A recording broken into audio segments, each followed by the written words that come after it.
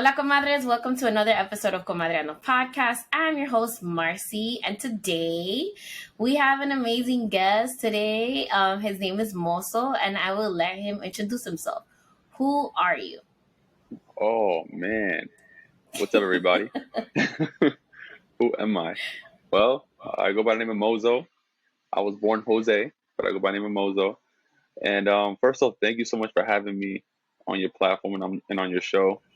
I feel honored. I feel special. And who am I? I'm just a regular old dude trying to make the world a better place, man. That's what I am. I'm just a That's what's man up. trying to make the world a better place. I love that. Okay, so Comadres, today's topic is mental health awareness. In communities of color. So I picked this topic today because I saw a post by a fellow autism mom encouraging us to take care of ourselves by pouring into us. And since Mozo's platform is based on that, I wanted to bring him on so that we can discuss mental health, right? And like the importance of it and taking care of ourselves.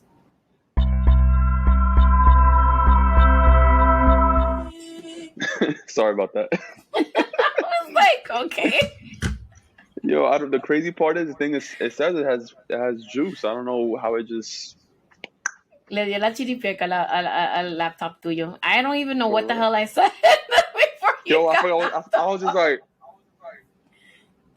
oh my god, yo, that's crazy. All right, let's Oh take my it god, from. I All just right, connected it and oh, whatever. It should be good. is it Sorry good? about that. Does it look Yeah, like it's charging? yeah, it's good. It's charging. All right, all right.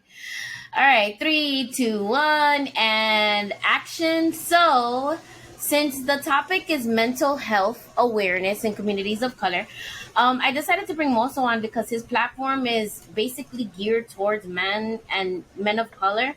And he talks about mental health awareness. So I thought, why not, have him on since that is his avenue. But before we get started, we're gonna get it past the nitty gritty. Let's talk about what is your career. Well, right now I'm a mentor. I've been mentoring young men from ages 12 to 17. I've worked with youth for most of my life, most of my adult life. I worked at juvenile detention centers. Uh, Now I work with middle schools and just hold group sessions where we speak about mental health and we speak about different topics. I don't really get into it as much because a lot of the information is private. It's confidential and things like that. But that's really what I do. I work with youth, young men especially. Speak about mental health, just really speak about anything because from ages 12 to 17, they're going through a range of emotions and things going on. So it's not just, I'm not speaking to them about mental health the same way I would speak to someone, to an adult or to a man. I'm hitting them, with little gems here and there where they don't even realize I'm hitting them with knowledge. You know what I'm saying? So That's that's amazing. yeah, that's really what I've been doing. So, what made you go into that field? Well, honestly, I've always worked well with kids. I remember my mom telling me when I was like 11, 12, she was like, "Wow, kids are always like coming to me. Like, I would be at the Yeah, house parties and the kids would want to play with me. Like I was always had that kind of energy.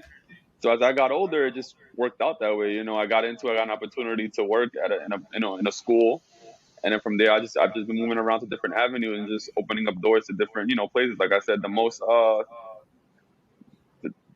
probably the wildest experience was probably working at the juvenile detention center. yeah. That was probably the wildest experience for me. But yeah, I've met so many different kids, so many different people from all walks of life. And a lot of them still they follow me on Instagram and they see what I'm doing. You know what I'm saying? And we have these connections for life, and it's really a beautiful thing. I love that. And I love the fact that you're a male walking into these schools and giving the boys support. Because the thing is, a lot of our boys are raised without their dads in their lives, and or like a prominent male figure. So, you coming around and talking about things that are not really probably talked about in their house is like outstanding. Like it's something that hasn't been seen, isn't seen often. And the fact that you're there to be their support in a way and, be there for them, I'm sure they're like grateful for having you around all the time. Um, So I know that you're a dad. Yes. So tell me, what has that experience been like for you? Like, okay, wait. Before you tell me about that, did you grow up with your father around? And then what has that experience been like for you now being a dad? Well, I did grow up with my dad around. I wouldn't say around in the sense of like, was he emotionally around? No. Was he, Yeah. was he there? Yeah. He worked, he provided. He made sure that I had food and I had shelter. What? And for a long time, I held that kind of resentment towards him, but not realizing that was his definition of what a father was. You know what I'm saying? Because Mhm. that's how he was raised. So that's what he Mhm. thought in his head what it was, right? But my father was around. He was in my life. He was part of my life. And we have a beautiful and amazing relationship right now because we've had conversations about things that have hurt me in the past and how I felt and how I feel, and that has just helped our relationship grow and gotten so much better than it was in the Oh, I past. love that. So you guys have been able to heal that relationship, which is good. That's awesome. So Yeah. what has your experience been like now as a dad? Like, was that the motivation behind having those conversations with him and discussing those things that you felt hurt about in the past?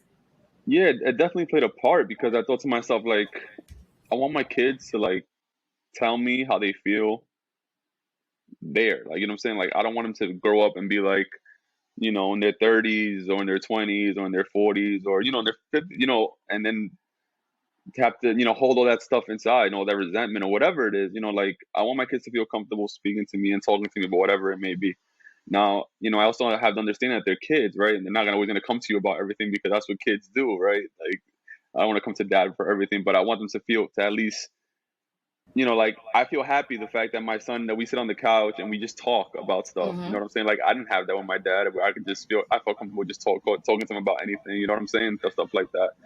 So it definitely played a part into me talking to my dad because and the kind of father that I am now because I realized that I want my kids to have an open communication with me and their father and to feel comfortable coming with me whatever it may be. I love that. I love that so much, and I'm sure your kids are. Because the thing is, like, we don't realize the things that we do and like the impact that it has on our children until like later on in life, or Right. that you see other people how they are with their children, and you're like, wow, like I really am doing something different here, and it's making a difference. Um, but tell me about your kids. What makes them sparkle? Like, what kinds of things are they into? What kinds of kids are they? The thing that makes my kids sparkle is that they're themselves, and I love that about them. Sometimes I'm like, right, like oh my god, themselves. But I love the fact that they're themselves, that they're comfortable being who they are. That no matter where we go, yeah, like they might talk a little less than they were at home or whatever the case may be, but they're still themselves. You know what I'm saying? When they do open up, they're still themselves, and I love that about them. And that's something that I continue to preach to them is never change that. Always be yourself, no matter where you go. Mm-hmm. Because I don't know for you, but growing up, it's always like, oh, when you're around here, act Yeah, you this gotta way. When act you're a over certain there, way. act that way. Act this way, act that way. And I understand all that, but at the end of the day, you should never change who you are just because of who's around you. You should still be proud of who you are, where you come from, what you represent. Um, and that's one thing that I love. That's why my kids sparkle. Yeah, and they're authentically themselves. I love that Yeah. about my kid too. Like, I feel like because he's on the spectrum, he's very unapologetic about who he Mm. is, and he really does not give a crap about what other people say or how they look at him or whatever. It's more teaching other people how to deal with him than teaching him how to deal with other people.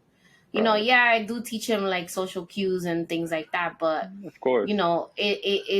it's really refreshing when a kid is like genuinely themselves and they feel comfortable being them. Definitely. So that was a pretty good segue. So let's talk about mental health. Um, when did you start taking your mental health into account? Like what Hmm. age more or less, and what was it that sparked that in you? Um, I think for a long time I cared about my mental health. It was just like I didn't know how to go about it, or I just didn't understand mental health. You know what I'm saying? Like I come from a family where my mother, she's very like big on mental health without her knowing she's big on mental health. But she would always like, "How are you doing? How are you feeling?" My mom is like most Dominican moms get this rap for being very like like that, right? My mom Yeah. was the opposite of that. My mom isn't like that. My mom is very soft spoken. She's very like calm. She's like that. So for I realized I'm a lot like my mother when it comes to that. Mm-hmm. But for a long time, like I just didn't know how to go about it. Boom, pandemic hits, right? COVID happens, and I get an invitation to like a men's group. Um, Someone sent it to me on Instagram. Like I think like, yeah, there's a men's group based out of California. They're doing like Zoom meetings every Tuesdays. Um, and so I joined the men's group, and ever since then I've never looked back. I've started working on my mental health. I've started working on myself because I was in a group of other men that were like me in the sense of like we all have work to do, and we acknowledge the fact that we have work to do. You Mm-hmm. know what I'm saying? Like we weren't running from it, we weren't hiding from it, we were facing it, and we were having these conversations around it. And it just from since then I've been just working on myself, and I promise to myself that whatever work I do on myself, I'm gonna give out to the world as well. You know what I'm saying? So like whatever it Mm-hmm. is that I work on myself and I realize whatever it is that I'm doing, I'm also gonna share it to the world because people need this, people need that, and someone might come across and they see on my platform or hear from me, it might be like that might spark them to like, you know what, maybe I should work a little bit on myself. Maybe I should take some time for myself. Maybe I need to work on these things, and stuff like that. So that's really what sparked it. And that's really the journey that I've been on. This is what it is. That's what it's been. That's how it started, and that's how it's going. Oh, that's good. And then have you been to therapy or anything like that, like besides the men's group? Yeah, yeah. I right now I'm not in therapy. I was in therapy. Just my therapist moved, and it made it, and I still have yet to like been Find able to somebody else. find somebody else. But yes, I've also been in therapy as well, which was helpful too. I went on it. I went all in. I felt like once I started seeing the progress and how I felt about myself when I started doing the work, I was like, there's no turning back. I'm like, this is it. Like, you know what I'm saying? Like this is the best I've ever felt in my life. That's awesome. And during the pandemic, it's like we didn't have a choice. We had to sit down and kind of sit with our shit and be like, yo, something has to give, Yeah, like I wanted to say something about the therapist, like therapists moving away and things like that. It affects us, right? But the thing is, you also have to date your therapist. Hold on, sorry, I didn't realize the AC was on. It kept coming. Okay, so what I was saying is that you have to date your therapist. You have to like really like build a relationship and see Hmm. whether their style of therapy works for you. Like that's one thing that people don't realize. Like if you feel like your therapist is not it, you don't have to stay with them. You can always change your therapist, Yeah. and look around for somebody that is more aligned with like the type of person that you are, and maybe has a similar background as you. Because another thing is that a lot of the time, people that are not of color don't really have the same experience that we do, so us coming to them about things like racism or whatever it is that we're going through, or even cultural things like Right. overbearing parents. Like your mom wasn't like that, but my family, like, we have issues with like boundaries and like keeping things separate and letting other people be individuals without feeling offended that they're not doing the same thing that everybody else is doing. So, like bringing something like that up to somebody that hasn't experienced that, um, sometimes it's met not with divisiveness, let's say, but like they can't really Yeah. understand why. Like why is this bothering you? Like why are you feeling this way, or why is it triggering for you? So sometimes I feel like people of color can relate more to our experience, especially immigrants. um I feel like, when you look for a therapist, looking for somebody that aligns with your values, has maybe a similar background than you do, and you can literally pick and choose, and you can go to psychologytoday.com and find a therapist there. Right. I feel like therapy is for everybody. It's not just for certain people, and you shouldn't wait until you really, really need to talk to somebody to talk to somebody. Because like a lot of the time when it gets to that point, it's hard to like get yourself back to center and like back to your normal, right? To your baseline. Right. So yeah, definitely, I love the fact that you have been to therapy and are now like, Yeah. searching for another therapist. Yeah, and I agree with you 100%. Like, and it has to come from the person too. Like, you have to want to go to therapy too. Like, because a lot of people like come up with a million and one excuses after once they start. No matter who the therapist is, right? Because if Mm-hmm. you're not all in into into the therapy or into doing the work, then you're no matter what therapist you go to, you're not gonna find it the way it's not gonna fulfill you, or you're not gonna find anything. You're not gonna get anything out of it. You know what I'm saying? So, Mm-hmm. but I think that us having these kind of conversations, um, not just us, but everybody, just everybody having more conversations about it. I think that we are kind of breaking down, that cycle and the stigma behind therapy and going to therapy and that kind of stuff. You know what I'm saying? Because Yeah. if I tell a young boy that's 13, right, that he sees me with my J's on, my braids, and all that time, yo, yeah, I go to therapy once a week. What? You Mm-hmm. go to therapy, right? What? You okay? I'm like, yeah, I go to therapy. I just go, somebody I could talk to, da da da. And it's curiosity to them because they see me. They wouldn't think someone that looks like me is going to therapy. You know what I'm saying? Yeah. They wouldn't. That's not what they have in their minds what therapy is. So that's why it's important that we continue to have these conversations, especially with younger people, because Yeah. it just breaks that cycle of what they're thinking in their heads of what therapy is or what it should be or who it's for and who it shouldn't be for. You know what I'm saying? Yeah. I mean, I feel like I was dealing with mental health stuff ever since I was like way younger. I remember, okay, so my dad passed when I was 11, right? We never went to therapy. Nobody in the Mm, school suggested it. He actually passed away, like, I want to say beginning of June. So we were out of school for the rest of the school year. And then the following year, in September, when we started back again, everybody had quote unquote forgotten, right? So the thing is that here are three kids that lost their dad. That's a significant person in your life. And of then course. you don't go to therapy. And then you're like, keeping on, right? Because you're supposed to be the Hmm. strong person, and like, we don't do that. We don't go to therapy. Sopa loco. That's that's Right. that's that's No, literally it's what my family from the campo used to say. Like, sopa loco, tú no whatever. You don't need therapy, whatever. So I was dealing with my mental health ever since from a young age, right?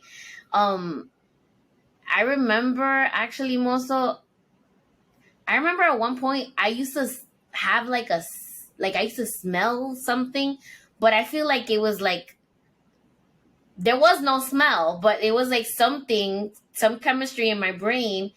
I don't know mm, what it was. It was like for the longest time I smelled this like weird, like burning plastic smell and I would ask other people and they're like, no. So that I feel like that had to do with it, but whatever. So, you know, keeping on, keep going, keep going, keep going. My best friend passes away when I'm like 30 something years old, right? Another significant person in my life. So I'm carrying all this shit, like all the right. stuff from growing up, right? Plus deaths of significant people, still not going to therapy. And then finally, when I decided to go, Jai was like to a point that I was like, because you go through depressive states and you're able to get yourself out. But there was a Right. point that I couldn't get myself out and I couldn't snap out of it. So that's when I was like, yeah, I need to talk to somebody. Because I didn't feel, yes, you can talk to family members, y'all, but a therapist is going to give you advice that is neutral, right? It's not biased. Because Not biased. exactly. So you talk to somebody and you can literally tell them whatever and that stays there. Like, you don't have to worry that somebody's going to be discussing what you said to them to somebody else in your family, or Right. a friend is going to tell you, what you want to hear because they love you. A therapist is going to give you the truth and give you tools to help you deal and cope with the situations, which Right. is one of the things that I enjoy about therapy myself. I mean, I was with the same therapist for, I want to say, like 2 years, and then like after the pandemic I kind of just wasn't feeling it anymore, so I had to like dump her and get another Mm. therapist. I mean, it wasn't nothing about her. It was just kind of like I felt Yeah. like it wasn't working, so I was like, I need another type of therapy, somebody that's Right. like different and that aligns more, which happens as well. So I think it's also mhm. proof. Sorry to cut you. I think it's also proof of like the strides that have been made as well. Like you saying like what happened to you, your experience, right? I believe that if like that were to happen now to a child your age in a school, I feel like someone would be like, hey, maybe you should think about putting your child, that's something that the guidance counselor would For say, or sure. somebody, someone in the school building would say that or come across it. Hmm. Whether the parent decides to do it or not, that's a whole other thing. But it's definitely something that would be, brought to the attention of the family and the parents. And that just shows, the strides that have been made when it comes to mental health. More work has to be done, but there's definitely been progress when it comes to it. For sure. Like I had a student actually. He wasn't even in my class anymore. He used to be in my third grade class a few years ago in another school, and I kept in contact with his mother, and like she reached out to me and told me that her husband passed. So that was like, for me, that was like, I'm like, he's the same age I was. So I'm like, the first thing I told her, I was like, you need to put him in like Mm-hmm. counseling. He needs to talk to somebody. You can talk to him, but there's gonna be things that he's not gonna feel comfortable sharing with you, that he can talk to somebody that is a stranger and that he can build a relationship with that person. Very true. So yeah, definitely therapy. And I was gonna ask you, what made you create the platform that, like, I know that you're doing the work already, like outside of Instagram, like you're actually putting the work in and helping children and young men. But what made you create the account that you have right now? Really, I just felt like it was needed. Like I feel like it's needed in our communities. I feel like they need to see someone that from their community that looks like them, that may come from the same background or whatever, talking about it and saying and being like it's okay about it. You know what I'm saying? Because I feel like a lot of people want to talk about it, but they don't feel comfortable. Either they don't feel comfortable speaking about it, they're afraid to speak about it. But I've had a lot of conversations with people that no one would ever think they want to talk about mental health or speak about mental health. You know what I'm saying? But like Mm-hmm. sometimes people don't have the safe space to do it. They don't know who to go to sometimes and things like that. So I created the platform because I felt like, man, I wish I had a platform. I wish I had somebody that looked like me that I kind of relate to, that's talking about Yeah. these things and bringing these things to light and just sharing these kind of things on their platform. And that's exactly what it's done. Like my platform, I have most of my followers are either Dominican or Latino or people of color. That's most people that follow me on my platform. It's open to everybody, of course, Mm-hmm. but I think that it speaks volumes when there's people that are in my DMs or people that leave certain kind of comments in my posts that come from the same community as me. Yeah. And people, you would never think that someone, that they would be doing that, or even they kind of like. I'm sure that people that see this stuff, they'd be like, "Damn, I would never thought I would actually be listening to someone talking about this, Yeah. or like have some type of anything to say about it." You know what I'm saying? So I think that representation is so important, and Yes. we have plenty of representation when it comes to a lot of other things in our community. So we also need representation when it comes to mental health as well. Yeah. One thing, one of the reasons why I like created the podcast is that, I was on a show and I was talking about being an autism mom and being a special education teacher, and like one of the listeners was like, "Yo, we need you. We need your voice. We need you here." And I was like, "But there's so many autism accounts. Like, why would I, create this platform?" And honestly, there's not a lot of women that are Latina or women of color that are talking about their experiences of like Mhm. dealing with, all the things that come with that. Because the thing is, like, Right. another thing that I want to share with the comadres is that parents of children with special needs are like, one of the top things that they need is mental health support, because they don't get it like automatically, especially communities of color. Like, Mhm. you sometimes, like, you can have friends and neighbors or whatever, but honestly, like, a lot of people don't understand like the nuances and the things that you go through as a parent of a child with special needs. And a lot of the time when you get a diagnosis is very isolating. So, part of the reason for the show is like, breaking down the stigmas, right? But also creating a community and helping other people pour into themselves. Because the thing is, like, it's so easy to just kind of like just put your head down and just keep going and not really think about and like be like, oh, I'm not feeling well mental health Hmm. wise. Like, let me take care of myself. Let me do something to help me feel better, you know? Right. Yeah, I mean, and it's like you said, that's what it is. Like someone sees you and they're like, "Oh, she could relate to how I feel." Mm-hmm. You know what I'm saying? Like, and that's why it's important for us to start these platforms and start our podcast or whatever, however it is that you feel like expressing yourself. That's why it's so important to do it because you never know who is listening. You never know who's like who you're helping out. You know what I'm saying? Like, and that's what I say about my platform. Like, I don't care if it's just one person. I Yeah. don't care if it's just two people. I don't care whoever it is. Like, you don't understand. Like, sometimes the words we say and the things we do really save people's lives. Yeah. And get people through a day, or you know what I'm saying. So, shout out to you for your platform. There was a mom that actually reached out to me and she was like, yo, how can we make a group of moms that are in Jersey, that are Latina, that have kids with special needs? Like, how can we get us together? Like, we need a community here. So now, like, my task is like, I'm trying to get all the comadres that are in Jersey together and make some kind of platform that we can support each other. Like, this mom, was having a really tough time with her kid, and she reached out to me and she was like, she was having a hard time, and she was like, I don't know who to turn to. I don't know who I can talk to that can like Mm. understand where I'm coming from. So it's important. And sometimes like we get caught up with the like stats and stuff like that, but really the stats don't really matter. It's the message and the people that we're reaching, and who we're touching in that way. And that's what I say all the time because a lot of people get caught up into yeah, this, that.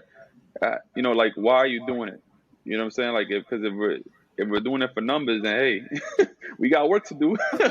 you know, you know what I'm saying? We're like that can't be everything. It can't be everything. You know what I'm saying? Yeah, of course you all love to reach a million people and and do this, but everything takes it's all it's gradual, It's it's all all gradual. progress. You know what I'm saying? It takes time. But like you have to really want to do it and want to help people and want to make a difference in order for it to even matter because people can see right through it when it's not real or not Yeah, anyway. when it's So fake, definitely. you know what I'm saying? So tell the comadres a little bit about your show. Watch your mouth. All right, so I started a podcast uh, a few months after I joined the men's group. It's titled "Watch Your Mouth with Mozo" podcast. And the focus of the podcast is just me talking about my experiences. I speak about toxic masculinity. I speak about mental health, fatherhood. Uh, I just pretty much just speak about. I started off the podcast just telling my stories, and then I decided to have people on as well to speak about Mm-hmm. representation and mental health. I haven't had a guest or an episode in a few months, but and that's just because I'm getting back to it. It's just like I have so many things going on. I'm just trying to organize myself and get myself situated. But it's Mm-hmm. still there. All the podcast is still there. If anybody wants to listen and check it out. But that's really why I started the podcast, and that's what the podcast is about. I love that. Um, so tell me about more about your mental health journey. Like, what do you do to help yourself pour into you? Like, how do you help Hmm. yourself? Like, when you feel like you're not at your center, what are some things that you do to help you get back to your baseline? Um, I've really been doing like breathing exercises. Have helped me. Like it all depends on the situation. Like if I'm at home, it's a lot of self talk, a lot of just finding a quiet space, and like I said, controlling my breathing. And reminding myself that it's not the end of the world. You know what I'm saying? I think a lot of times things happen, and also reminding myself that things are gonna happen. That's the biggest thing. Is like I wake up in the morning and say to myself like Mm-hmm. things are going to happen throughout the day that are out of my control. It may throw off my day. It may make my day go a certain way, the way that I didn't want it to go. But it doesn't mean that I'm gonna have a bad day. It doesn't mean that I'm gonna have a bad moment. It just means that's part of what it is. I can only control what I can control. I can't control anybody else or anything else.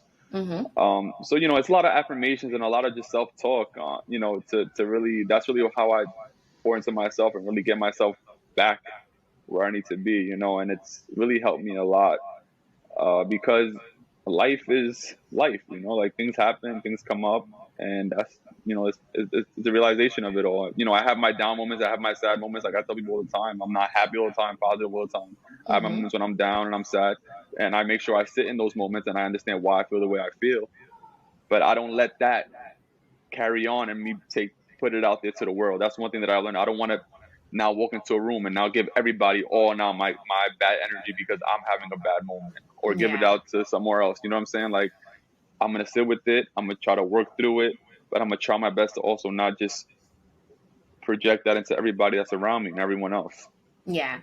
A lot of the time, there's days that I'm just like, yo, I've had it with freaking everybody. Like, not my kid, obviously, but like, I'm at work and I honestly, like, I don't want to, like, besides working with my students, I don't want to deal with anybody.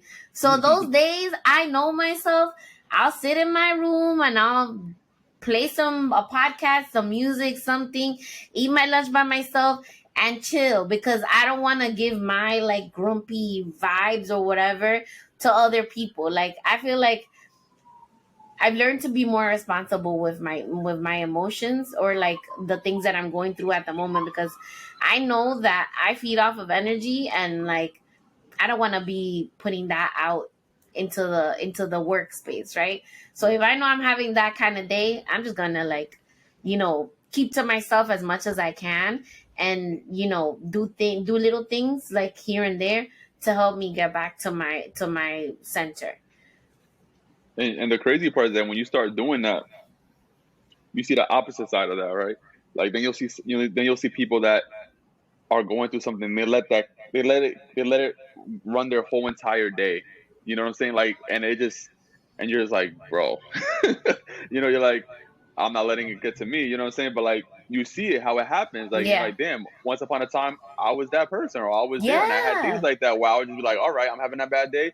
Now I'm gonna have a bad day, and everyone's gonna know I'm having a bad day, and now everybody else, I'm, Yeah. I'm, I'm gonna make sure that everybody else has a bad day too, or that So I think that once you're on the other side of the ball, you see the opposite, and you're like, damn, like, and I tell a lot of young people sometimes, like not kids, but just young adults. Like I tell them, like sometimes they let things, and I'm like, you're letting McDonald's, because let's say somebody at McDonald's pissed you off when you order your food. You're letting this person at McDonald's who you're not gonna see for the rest of the day Ruin set the your tone whole for the rest of day. your day, ruin your whole day. You know what I'm saying? Like, yeah, you had a bad moment. Maybe they're having maybe they had a bad day. Maybe they haven't, and that's what it is. But don't let that person's bad day now let it become your bad day, and now Yeah. you're trying to project that into now have me having a bad day or somebody else having a bad day, because I'm not gonna have a bad day because anybody else. I already promised myself that I'm not having a bad day because of anybody else. I already know that, but I let them know. I'm like, you're setting yourself up for a bad day off Yeah. somebody else's energy. You know what I'm saying? And It's crazy how like I'm looking back, and the thing you're saying is like I'm seeing myself when I was younger. I'm like the like I used to be so, I'm still clumsy, but like it was worse before. So one day I'm leaving the house. This is like my first year teaching. I made my own coffee. I'm like walking out. I forgot to freaking close the coffee lid. There was coffee everywhere.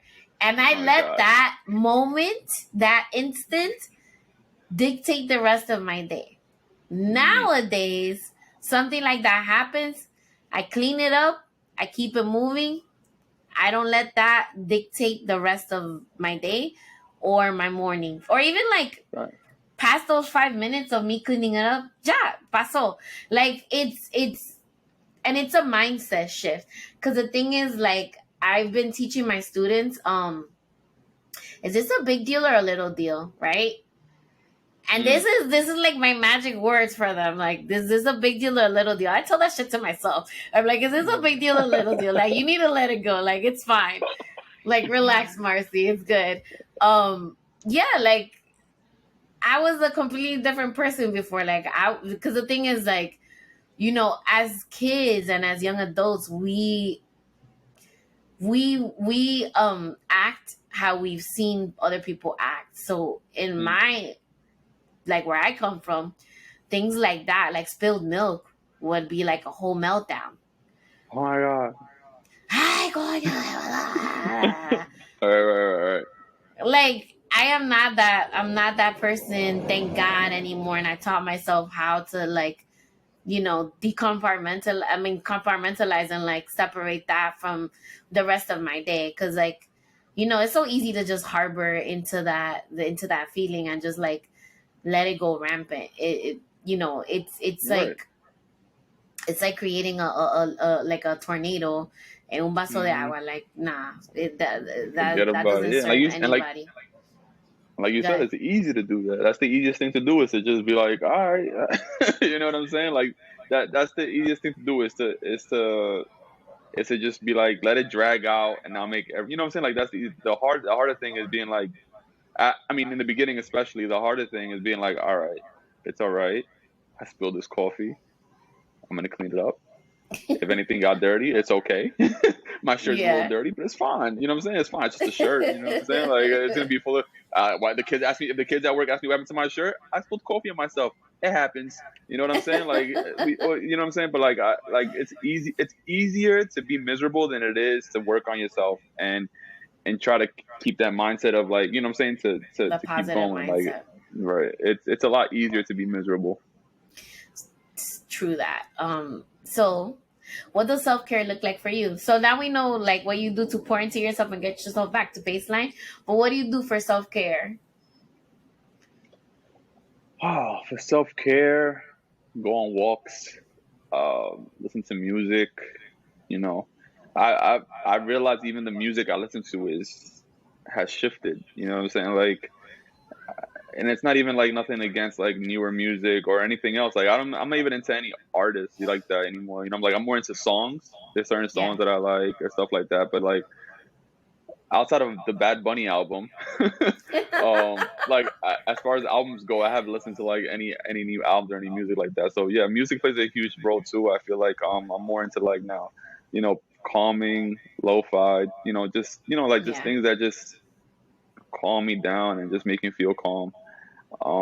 Self-care, of course, getting my braids done, making sure I feel good, I look good, stuff like that. Stuff that makes me feel good. I love playing basketball.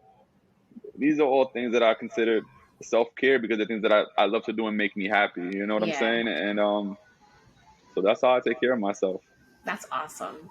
Self care is so important. And then the thing is, like, a lot of men feel like self care is like for girls. No, it's not. Like, go out there and get your little facials, get your hair done, Yeah, get your right. hair cut, do whatever you got to do. Like, it's important for dads too. Cause, like, there's a couple of dads that, like, not a couple, there's a bunch of dads that listen to the podcast. And I feel like, a lot of the messages are for women, but I want them to know that I see them and I understand, and I want them to take care of themselves too, because like they are what their children depend on. Mhm.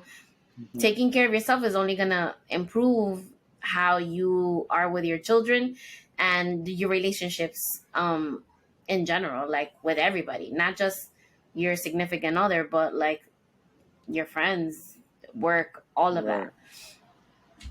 So Yeah, I wanted to that's ask. and that's all. Yeah, go ahead. Sorry, and Go that's go. all, and that's all part of self care, like you said. Like for the gentlemen that listen to you, that listen to your show, take care of yourself. You know what I'm saying? Take time out for yourself, especially as a dad, because I know as a dad we're running around doing this, doing that. Like shout out to the moms. Y'all do a lot. Y'all do, but dads do a lot. We're all doing a lot. You know what I'm saying? So Yes. it's big to make sure it's huge to make sure you take care of yourself. Take that time out. However it is that whatever it is that makes you feel happy and calm, whatever it is, make sure you take that time out for yourself. It's so important. Yeah. And it's important to teach that to our kids too, because like your kids see you doing that, they're gonna be like, oh, I should take time for myself Yeah, too. And it's like building a habit that they don't have to learn in their 30s or their 20s. They're learning from little. Dad used to take time to do this thing that he really loves. I'm gonna be doing the same thing. Not right. necessarily the same activity, but something that I enjoy. So it's important to show that to our kids too, because they they learn so much just by observing us. And why not teach them good coping mechanisms and habits for like later on to help them be successful in life. So last question for you is, how do you enforce your boundaries now that you've learned how to create them? How do you enforce your boundaries? Uh, I tell people that I have this like invisible like shield Mm-hmm. around me, right? And I've gotten to a point in my life where like if something is not for me, it just bounces off that shield. And and it doesn't mean that I'm not open. It doesn't mean that I can't be around any certain thing. No, it doesn't mean that. It just means that the way I look at it and the way I view it and the way I take it in, like I'm not going to allow it to cross certain lines or allow it to change who I am or change how I feel about my day or change about something. You know what I'm saying? Like Mm-hmm. I'm okay to listen to somebody who has a totally different opinion than me, right? If someone feels Yeah, like mental health ain't it and they don't agree with it, we can have that conversation. that's I'm cool. open to it. We can have that conversation. You know that there's millions of people that come into my comments saying, "Hey, it's not, bro. This is not it. Mental health, man." You know they come with all this negative talk. You know, like just to try to get me all riled up or whatever. You know, and I always respond with love and I respond with care because no one is gonna get me. I have this invisible shield in person. I have it. I have like physically. I have it emotionally. I have it online. I have it everywhere I go. I have it so that nothing can cross it and nothing that is not for me is going to enter me. You know what I'm saying? So Yeah. I that's really how I handle boundaries as far as relationships and things like that with people. Mm-hmm. If I believe and I feel that if someone is crossing a boundary or has crossed a boundary, I feel like it's okay sometimes disconnect from people. It's okay to disconnect. It's okay to sometimes maybe take some space. And I think it's also okay. You don't need to. Sometimes you don't need to have a conversation with that person because people sometimes they know what they do and they know what they did and they know what it is. Mm-hmm. You know what Mm-hmm. I'm saying? So sometimes, depending on what the relationship is and how long you've known the person and whatever the case may be, I think that sometimes if you have to disconnect, you disconnect, and that not just comes with people relationships, also with work, with Mm-hmm. whatever it may be. We need to have boundaries as far as especially work. Like people just expect you to just do this that. No, like you're not a robot, you're not a machine, you're not, you know what I'm saying? Like, Yes. hey, like I will try my best to get this done, but there's a possibility it might not be done because I am human and I have a life outside of this job and this My work. favorite And that TikToks are those new ones about enforcing boundaries at work. yes. Cause No, people just yeah. expect you to just like be available to them 24/7. Right, right. I'm Like no sorry. one like no one should be like if your job is from like 8 to 5 or whatever it is, 8 to 3, 8 to 2, no one should be emailing you about work after a certain time.